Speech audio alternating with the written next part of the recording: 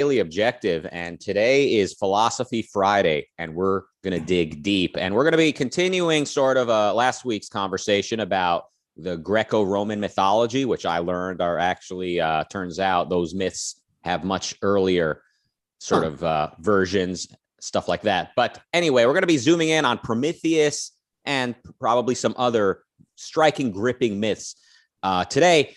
And we've got a guy with us here who, I mean, what can I say? He himself is a myth. It's Jason Rhines. Hi. How are you? Pretty good, pretty good. So, Prometheus, you mentioned at the end of last week's episode that you've given talks about Prometheus vis-a-vis Rand's fiction.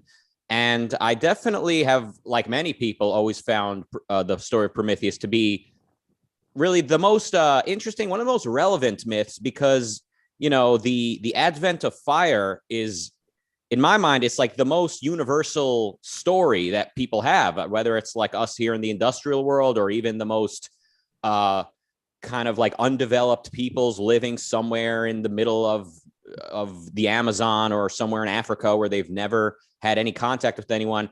I would imagine all human beings on Earth today have some kind of historical memory of, like, at some point there wasn't fire and then someone figured out how to create it, how to start it. So yeah, go.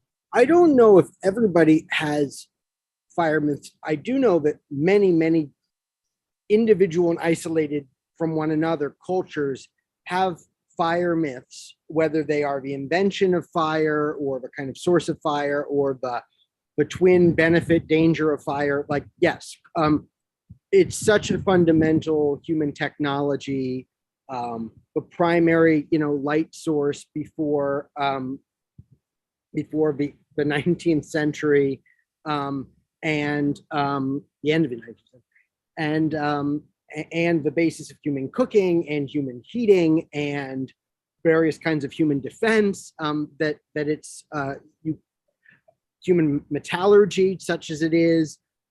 That yes, you can't. Yes, cultures just talk about it. It's important. Typically, anything that's really fundamental to a kind of culture's existence, they have a myth about it. And fire being one of those technologies and things, possibly a pre-human technology. That is to say that our pre-modern human ancestors may have already, known how to make fire. You're going to have myths about that. Do you know much about the Neanderthals and all those other guys, or is that kind of outside of your purview? Because it blows my mind that, but for some wars and disease, we might have humanoids walking around us today. Yeah, I mean, I try to keep abreast of some of the ongoing anthropological findings, but I wouldn't say I know a lot about it. What I'll say is that current thinking is no longer that we strictly killed off our kind of sister humans subspecies. There's enough evidence of genetic traits of Denisovans and of Neanderthals to suggest that at least some of what happened is that they interbred with us. And there was no kind of genetic kind of problem with that. So, Neanderthal DNA gets probably as high as 3-4% among certain Europeans, but is much lower in people, say, of African descent, just because the place where our branch of humans interacted with Neanderthals was primarily in Europe, where Neanderthals had already settled. We still don't exactly know why they went away as a distinct community, how much it was competition with us that drove them out. There used to be a thought that they were sort of cognitively inferior to us. Anthropologists no longer really think that's the case, though they do suspect that they failed to make certain kind of leaps into abstract thought that humans made about 50,000 years ago, when we started having things like ritual burial and a rapid sort of increase in what you might call representational or symbolic creations. However, we know, of course, the Neanderthals, even things more primitive than Neanderthals, made that were in our broader evolutionary family, made tools. But the Neanderthals knew how to make fire, knew how to make some pretty impressive hand axes and things like that. And I believe, but I could be wrong. There's even evidence of them having things like adornment, burial with jewelry, that kind of thing. But again, I don't hold me strictly to that. So I don't, did the Neanderthals have myths? I don't know. I don't know how complicated their language was or what. And I don't even know what the leading theories of anthropologists are about that.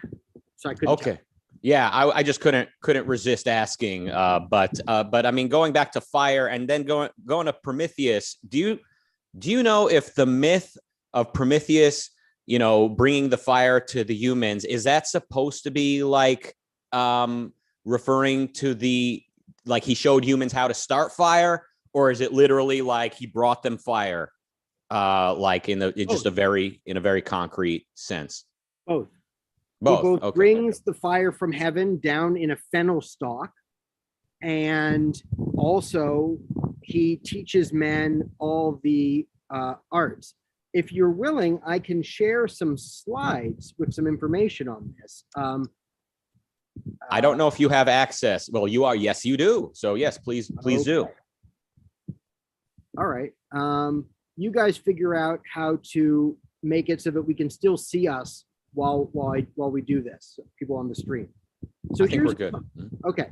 So here's a talk I originally gave in Norway in 2013, and though I've revised it somewhat. If you look at, we'll come back to the Rand and her use of the myth in a moment, but if you'll go with me to what the Prometheus, what mythemes are. So hold on a second. Hey guys, I'm in the middle of giving an interview. Yeah, just so I don't know. Thanks, I appreciate it. So sorry for being so if you look, mythemes are sort of what you might call the repeating elements that you find within given myths. So what are given myths? There may not be the whole myth, the whole story of Prometheus, but repeating themes.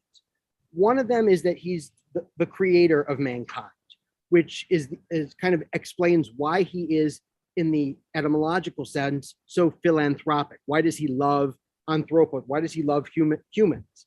Well, he made us, right? Another is that he saves mankind from the flood when the other gods would have destroyed mankind. A further kind of story about him is that he helps Zeus in his battle against the Titans. He's one of the children of these other Titans, and he helps us. And of course, related to the myth of fire is that he teaches mankind all of the arts, all of our kind of sciences or arts, or he's the first one to teach a lot of them. And so in some cases, he not only teaches these things, he also removes knowledge from us that the first human beings knew the day they would die, and that was really crippling, and he made us ignorant of that, and that's good. But the most famous in antiquity and probably most famous to this day myth of Prometheus is the myth of fire. So in these myths, though again they differ from version to version and the details are never exactly the same, at Mekone, which is like the ancient Yalta, after Zeus and the other Olympians and some of these rebel titans like Prometheus defeat the other titans, the earlier generation of gods, they have to figure out, now that they're in charge of the universe, Zeus et al., how are they going to run it? And Zeus and his brothers Poseidon and Hades draw lots, and Zeus is put in control of the heavens, and Poseidon the sea, and Hades the underworld. But also what happens is they're talking about how are humans going to worship them, and Prometheus tricks Zeus in terms of by hiding underneath what appears to be sort of a good fat offering on the outset, just the bone, and as a result, now mankind, which is really the Greeks, will only offer kind of the gods the kind of smoke that rises from the bone, the savor, rather than burning all of the meat. so the Greeks, when they offer, a sacrifice to the gods, yet they sacrifice an animal, they kill it, and then they do cook it, they burn it, but they don't burn up the meat to the point of inedibility. Now that's in contrast to other ancient cultures. So so ancient Hebrews, for example, have a certain type of burnt offering. I think it's the olam, which is translated as holocaust, which is Greek for totally burnt, wholly burnt. So the Greeks didn't do that. They just let a little smoke go up. Well, why did we get away with that? Well, on our behalf, Prometheus tricked Zeus into accepting that kind of thing. Well, Zeus isn't happy, so he punishes mankind, and he removes fire from us, so we can't offer sacrifice at all. But humans are going to die then. So Zeus steals fire back from the gods in a fennel stalk and delivers it to mankind. And either as a result of that, or because of something Prometheus's brother Epimetheus sort of does, Zeus punishes mankind and punishes Prometheus. And how? Well, basically, in the Counts and Hesiod, the punishment for mankind is delivered by way of women, and so on. And then you of course know. Hold on a second. Hey, guys, I'm in the middle of an interview. I'll be done in about 15 minutes. But if you could sit a little bit further, I appreciate it. Or I could move. Anyway, so Prometheus is punished by being chained to the Caucasus Mountains, where an eagle will eat his liver every day, and then it grows back each night. And then in some cases, in a later myth, he's eventually freed by Heracles. Okay, so among those myths, those mythemes, well, I can explain the various bits, but I'm sorry, what was the initial question about the myth, the Prometheus myth? Oh, fire. Right, you asked fire. Well, so yeah, so he does literally gives fire back when Zeus has taken it away from mankind, but he also, in many of these mythemes, is the teacher of mankind of all the arts. And sometimes the idea is, well, the gift of fire is the fire of the mind. It just symbolizes that. And in other cases, it's, he gives fire, and all the arts that you need fire for, he also teaches mankind how to do. So sometimes it's taken more literally, but then you also add that he teaches the arts. And in other cases, it's more symbolic. But in either case, whether it's more symbolic or more literal, the idea is it's not just fire, it's the knowledge of how to use it. The understanding being, if there was just fire and we didn't know how to use it, we'd still be sunk. But it's knowing how to use and make fire that gives us our greatest advantage just towards survival and comfort. Okay. Wow. I'm learning a lot about. So Prometheus is our guy. I forgot he actually created man. Do you know why? Like, is he kind of a two-dimensional character through history, or he's multi-dimensional? So is there a motivation for what makes him do all this? Yeah. So Prometheus is, in all likelihood, and the stories of Prometheus are probably ultimately descended back to myths of a creator, a human creator god and human benefactor god, whom the Sumerians called Enki, and then the Akkadians or Babylonians called Ea. And he's not the king of the gods. That's Enlil. At least in the older mythology, but he maybe was an older king god. He's a god of magic and the sky and a teacher of the arts. So like Prometheus, kind of technology, science god. But he creates mankind, and when the other gods, or the leader of the other gods, decides to destroy mankind, he's the one who saves us by telling somebody how to survive the flood. Atrahasis, or Utnapishtim, or Noah, or Deucalion for the Greeks and Romans. So that's this guy. And he's a forerunner for Prometheus. He's also probably a forerunner for El or Yahweh in the Canaanite and then Hebrew mythical traditions. And the idea of him making man from clay is known to the Greeks. At least Hesiod doesn't mention it. Hesiod is the earliest source for a lot of Prometheus myths, including the Pandora's box and but Hesiod doesn't mention him making mankind, but it's probably known at least as early as the 6th or 5th century BCE, based on some later copies of Aesop stories that have it. And but based on other things in other bits of Prometheus and Hesiod, and some parallelisms in how Pandora gets created, it's probably a lot earlier than that. And it does seem to be the same mythic root as this myth of earth and clay that we do find in the Greek tradition, although it's really preserved more, like the copies that we have are more in Roman sources later, but we think it's very old, or it's reasonable to think it's very old. It seems to be the same myth root that we also have for Genesis 2:7, where God makes Adam from Adamah.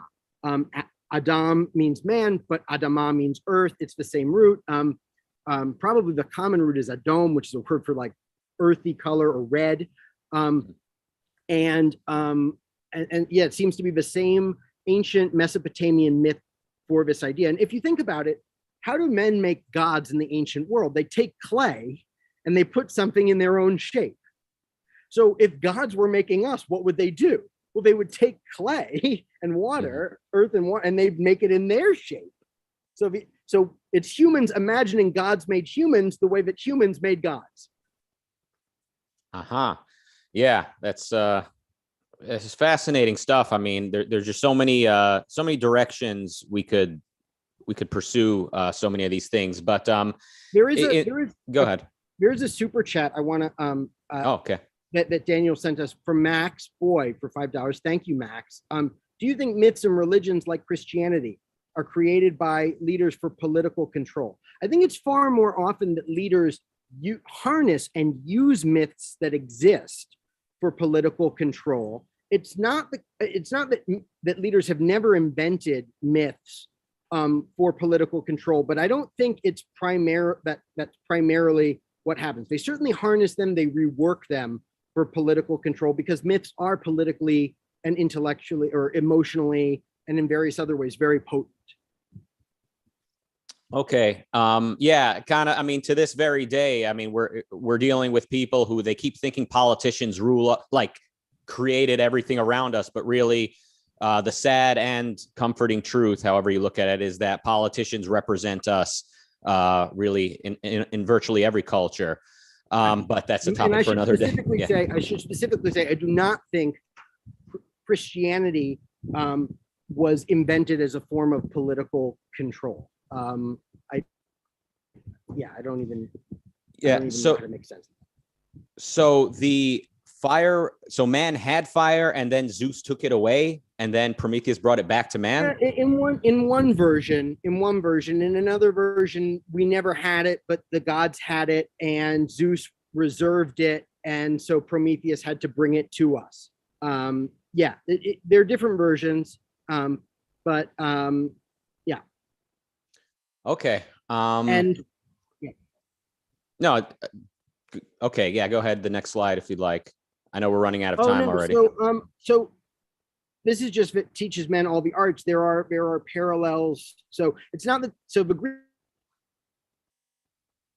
Ooh, I don't hear you, Jason. Greeks, Simon Prometheus teaches us all the arts. They're also our patron gods of productive arts. So it's, there's some overlap there. It's kind of blurry. And I mentioned here some Greek sources. So Hesiod doesn't say that Prometheus taught us all the arts.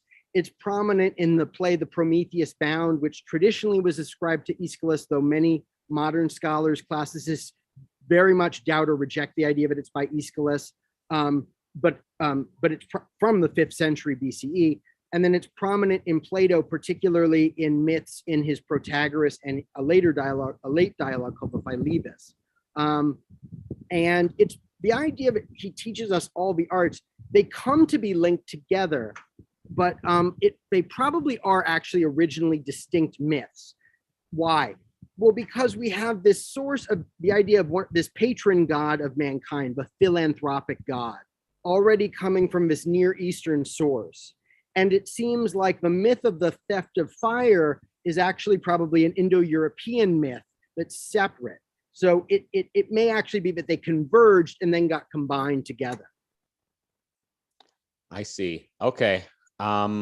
Do you know, so the version of the flood story I learned as a young Jew was that God was punishing the earth for all the sin.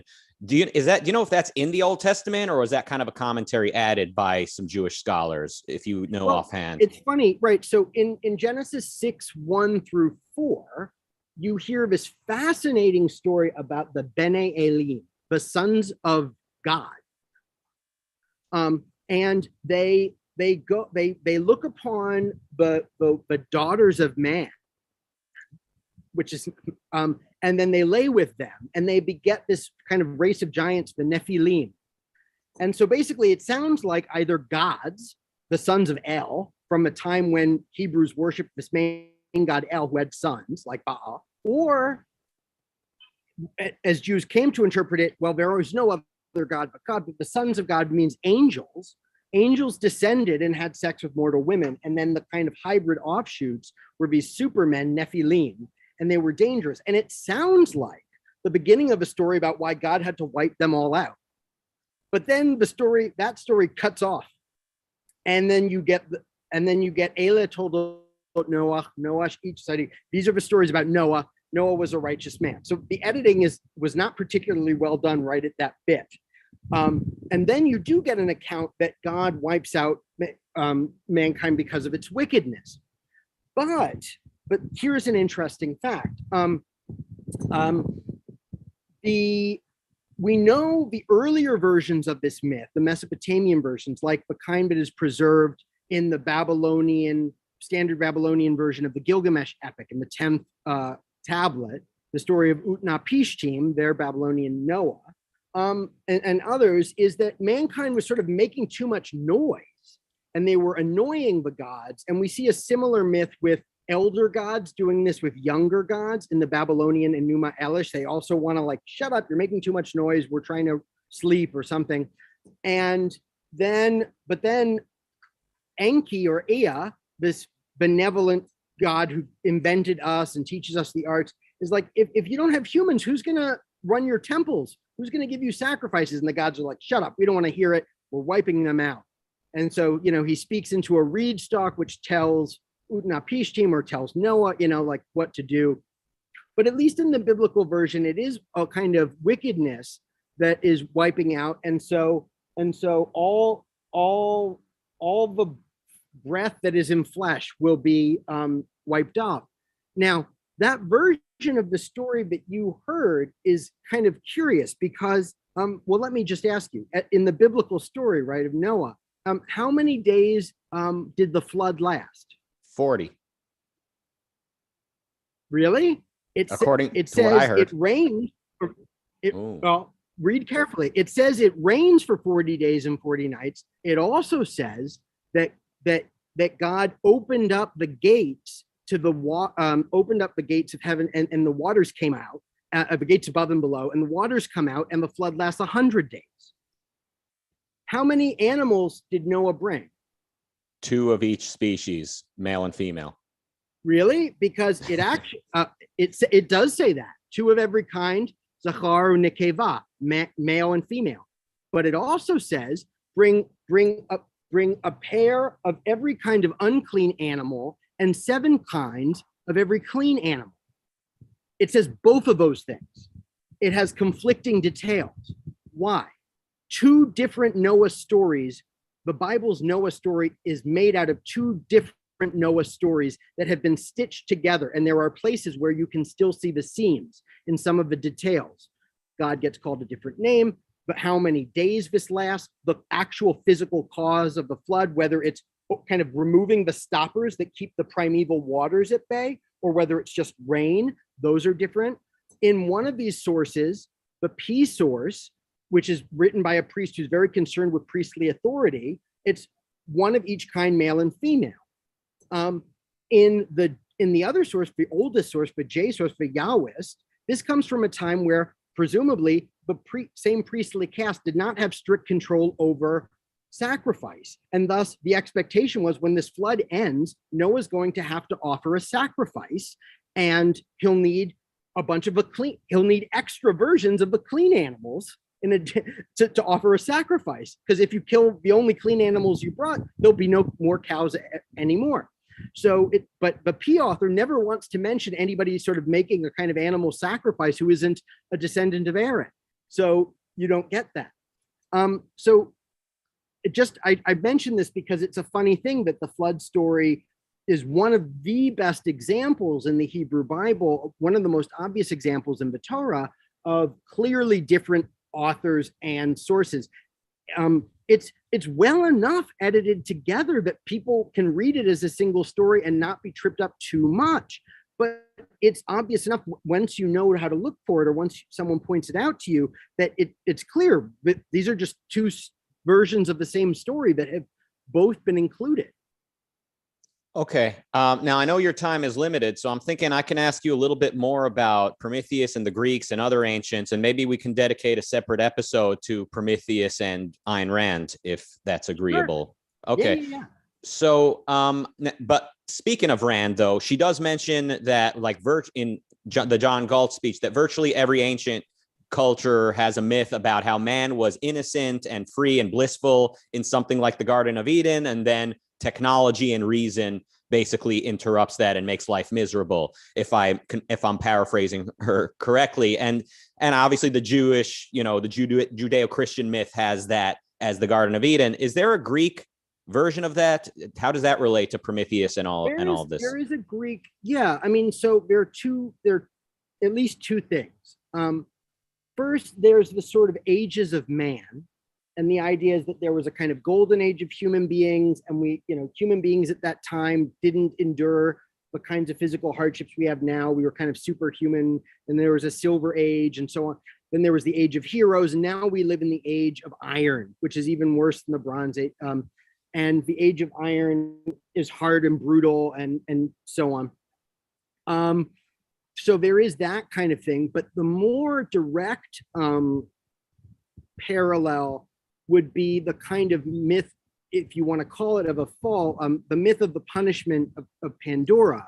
So, and in this case, in order to punish man, in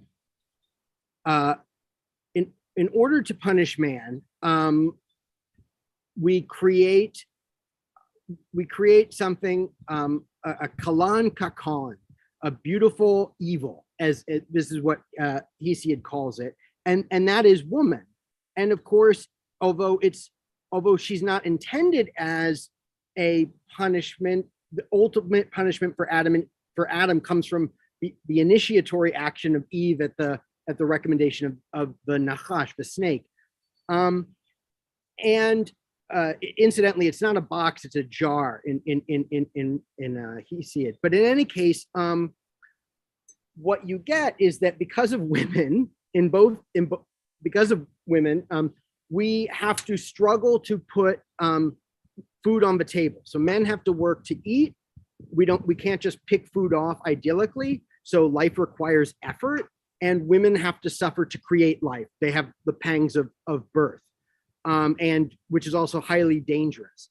So there seems to be in both of these myths a kind of link of a certain kind of misogyny on the one hand with human frailty and the fact that it requires effort action. Now, the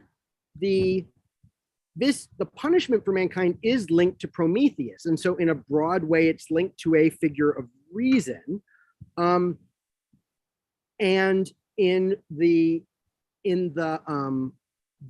story in Genesis 2:4-3:24, it is linked to eating fruit from the tree of knowledge of good and evil. And so they do seem to have some similarity in linking some of this thing to a development of reason in some sense. You can certainly interpret them both that way.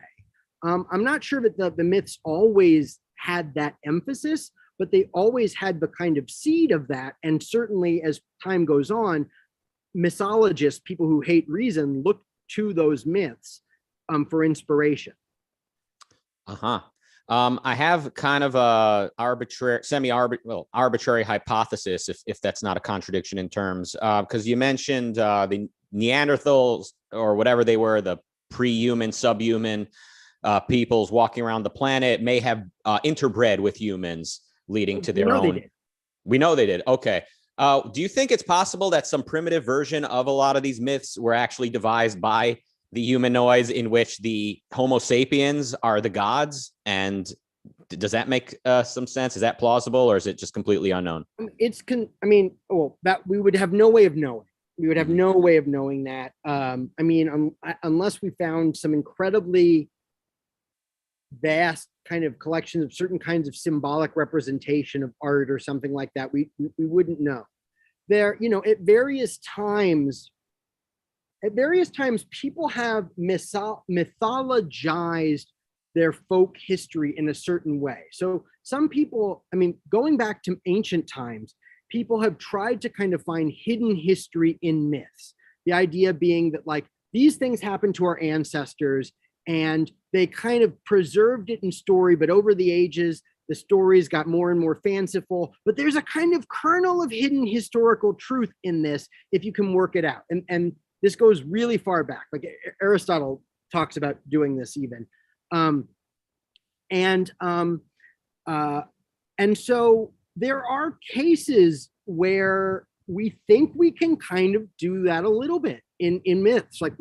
So for example, or at least in the structures of myths. So for example, we have lots of myths of where, like, some god who actually comes from like an older civilization is the ruler, and he gets replaced by this new younger god who actually is sort of more associated with this younger civilization. So for example, in the Enuma Elish, the Ea is replaced ultimately by Marduk, who is the patron god of Babylon, or by Ashur, who's the patron god of the Assyrians.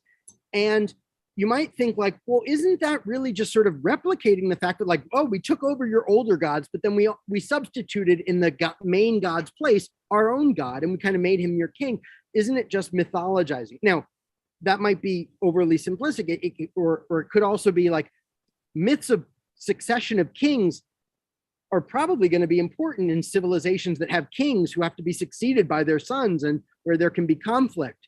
And maybe you want to sort of set a model of what good succession looks like, or you want to set a warning about what bad succession looks like. But there, some people think the kind of myths about the myths of the peoples of Ireland, about there will be subsequent waves of invasions into the Irish Isles, may actually somehow preserve some prehistoric memory of actual different ethnic, linguistic invasions and things. It's very, very hard to establish, but it's not, in some cases, it's not inconceivable. So I think it would be really hard to preserve a myth, that far back. But, people have tried. People have pointed to certain really catastrophic climatological events that happened in the Bronze Age, or even the Neolithic perhaps age, or the early Bronze Age, or a Chalcolithic age, and like as a possible precursor for a flood myth. On the other hand, societies that tend to have irrigation and don't always know how to do it right, or live in river valleys, tend to have flood myths. And why wouldn't they? So it's really hard to establish a strict historicity with this. Yeah. Now this is fascinating stuff.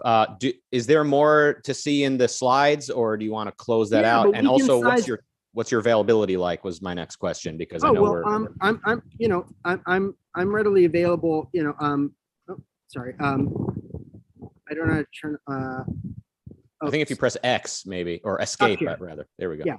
So so there's a lot more in those slides, particularly a lot more about how different authors and philosophers have used the Prometheus myths or mythemes, and then specifically how Rand uses them, and my sort of explanation of why I think she uses it so much. So I'll just kind of, to tantalize another great myth, some of your listeners, every major work of fiction that she begins after she comes up with Howard Roark and that she completes is based on the model of Prometheus. So that's a lot of qualification. So she was working on To Lauren Dieter, like later on, and with a female protagonist there, but she never finished that.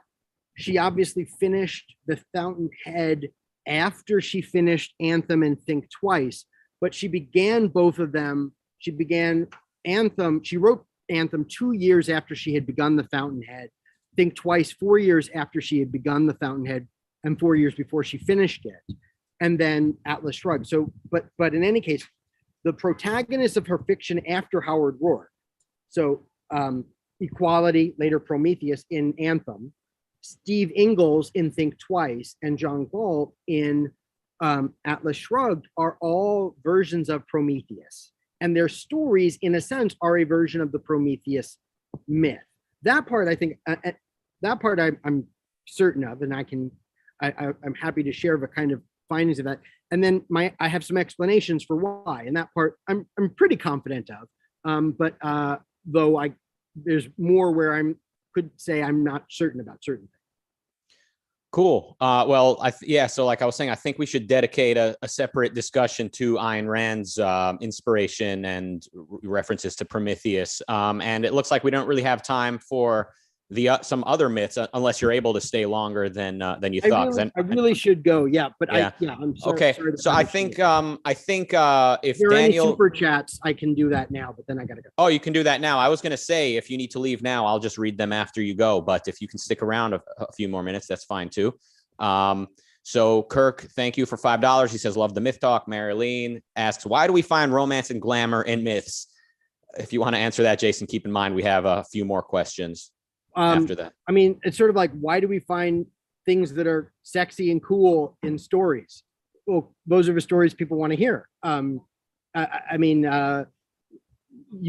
could tell you a story about someone really boring, but why would you want to listen to that? Or why would you want to listen to it a second time?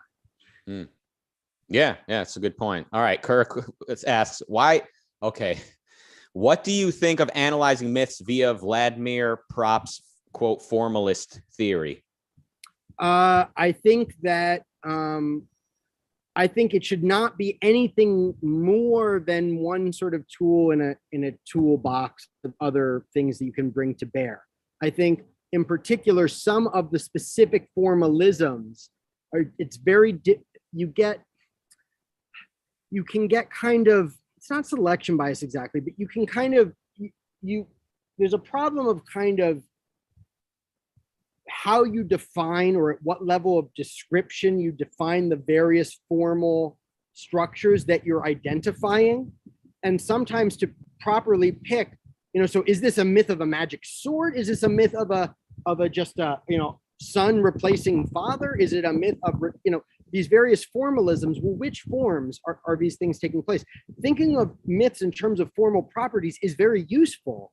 It's just that sometimes to decide what formal things are more salient than others or the right perspective than others, you have to introduce considerations other than just the formal, like other kinds of historical considerations, etc. So it's cool stuff. It's just not. I just don't think it's a one solution fix all. Okay, Jonathan, thank you. Jonathan asks, in honor of the mythic Maven Beacon, who doesn't exist but somehow taught me typing. All right. Kirk says, wow, I did not know that. Thank you. You're welcome. Duncan says, here's to Leonard Peikoff, my Prometheus, who brought the fire of Rand's ideas down to my level so I could understand and live them. Thank you, Dr. Peikoff. Well, that's a true compliment. Kirk says, like the Trojan War being based on a real battle. Right. So that is one very famous example. Nobody thought when Schliemann went out in search of Troy that he would find it, but he did. It was a historical city. It did actually have worship of a god called Apollo in the way that the Iliad says it is. That's based on later stuff. and it seems to have been destroyed at the end of the Bronze Age, during the Bronze Age collapse, which if there were a Trojan War is around when we put it. But but on the other hand, we have a Hittite myth, a Hittite epic called the Song of Deliverance or Song of Release, about a city that has a kind of captive that the other side wants them to give up, and they ought to give up, but they don't, and so they have to besiege it. I don't recall that that's specifically tied to Troy, and that seems to be a more direct kind of line to the at least to the Iliad and to the Trojan War cycle of epic poems. So yeah, there was a Troy, and it was besieged presumably, and it was destroyed by fire a couple of times. But that doesn't mean that the person leading the siege was a guy named Agamemnon, or that the king at the time was named Priam, or that it was all over a woman whom his son had abducted. So yeah, I mean, how much do you want to call a historical memory? You know, if I had a kind of story about, I mean, I could tell a story, for example, 500 years from now, particularly after a collapse of civilization and a rebuild, about how there once were colonies of Britain and then they broke away, you know, and it was because the Britons were lizard people, and, you know, or like they were evil gods from across the sea of tears. And like, you'd be like, yeah, how much of that is historical memory of the American Revolution and how much of that is the myth, right? Like, yeah. Yeah. All right. Well, those are all the questions we have. And so in my mind now, like Prometheus is almost like the god, you know, the god of the Bible. Like, it's like I can, in my mind now, I think of that god as sort of a derivative of Prometheus in a way, just because, you know, created man, punished, or not punished man, but I don't want to open a can of worms. They have Prometheus and the biblical God have certain common ancestor myth gods in certain ways.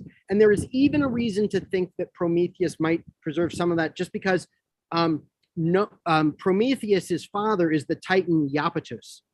And in the Hebrew Bible, one of the descendants of Noah is Japheth. And we think etymologically those might be the same. That Iapetus is a Semitic name like Japheth.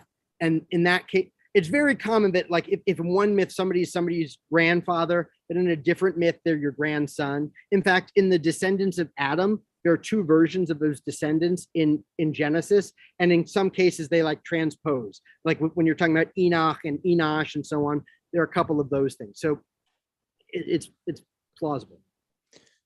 Fascinating stuff. Thank you for making time for us. So this was awesome. Looking forward to discussing more Prometheus and other stuff very soon. All right, coming up today at 8 p.m. UK time, James Valiant, along with Robert and Amy Nasser, are going to be discussing Leonard Peikoff's essay, The Analytic Synthetic Dichotomy. And that's all we've got for today. Thank you all. And remember, we're coming to London March 28th, that whole week. Hit us up on the website for more details. Contact us with any questions, etc. Thank you again, Jason. My pleasure. And goodbye.